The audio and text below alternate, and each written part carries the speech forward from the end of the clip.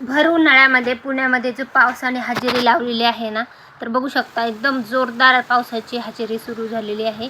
आणि आता मे महिना सुरू आहे. मे महिन्याची 10 तारीखच आहे. तर म्हटलं चला पाऊस येतोय तर आपण काहीतरी कुरकुरीत तळून खाऊया.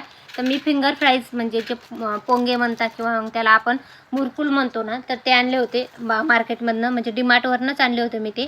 तर त्याला मस्त असं तेलामध्ये कुरकुरीत होईपर्यंत छान असं फ्राय करून घेतलं. आणि गॅसची फ्लेम जी आहे ना, ती मध्यम ठेवावी लागते, नाही तर मग ते कुरकुरीत न होता सारे करपट होऊन जातात. त्याच्यामुळे मी मस्त फिंगर फ्राईज जे आहेत ना, ते फ्राय करून घेतले आणि मस्त एन्जॉय केले पावसासोबत जे आहे ना.